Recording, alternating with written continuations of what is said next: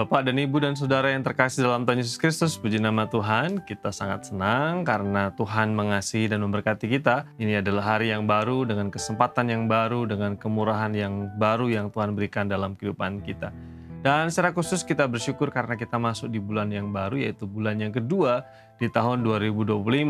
Dan di sepanjang bulan ini kita akan merenungkan tentang kasih yang lebih tinggi atau kasih yang punya nilai kualitas yang lebih tinggi. Pada waktu Tuhan Yesus melayani di bumi, yang berlaku pada masyarakat waktu itu adalah berkaitan dengan tentang kasih, yaitu kasih yang sering kita dengar dengan istilah kasih atau hukum lex talionis. Kita mengasihi kalau misalnya kita dikasih lebih dahulu. Kalau misalnya ada orang yang tidak senang dengan kita, jahat dengan kita, mendatangkan kecelakaan kepada kita, maka kita harus membalas. Maka kita sering mendengar hukum mata ganti mata dan gigi ganti gigi.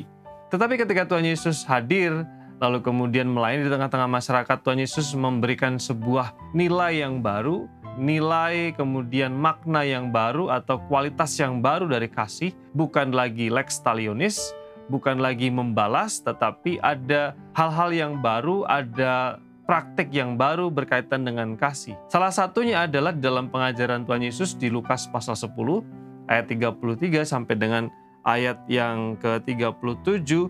Izinkan saya membacakan untuk kita semua. Ini ayat yang sering kita tahu bersama berkaitan dengan perumpamaan orang Samaria yang baik hati.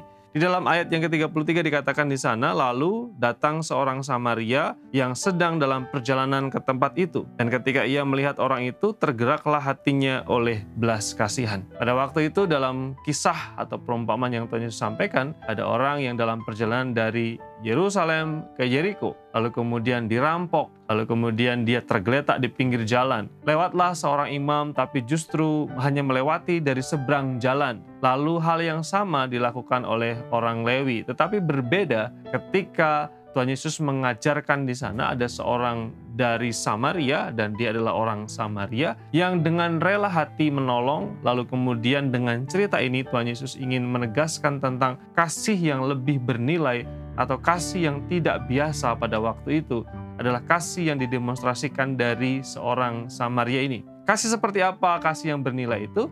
Sesuai dengan apa yang dikatakan di dalam ayat yang ke-33, kasih yang lebih bernilai, kasih yang lebih unggul, kasih yang lebih bermutu adalah kasih yang ditunjukkan kepada orang yang mungkin bahkan tidak dikenal. Dalam kisah ini dikatakan orang Samaria ini dengan rela hati, dengan tulus hati, memberikan pertolongan ketika ada orang yang membutuhkan pertolongan. Sekalipun pada waktu itu diceritakan, kita tahu bahwa secara kiasan dalam kisah ini kita tahu bahwa orang yang menjadi korban ini bukan orang sebangsanya, lalu kemudian di daerah yang lain.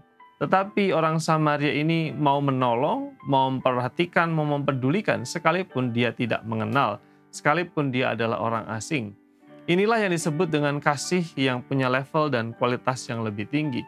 Mengasihi tidak seperti kasih orang pada waktu itu, mengasihi hanya orang yang dikenal, mengasihi hanya orang yang sebangsa, mengasihi hanya orang yang satu agama, tetapi Tuhan Yesus mengajarkan kasih yang lebih berkualitas adalah kasih yang diberikan kepada orang yang bahkan mungkin tidak kita kenal sekalipun.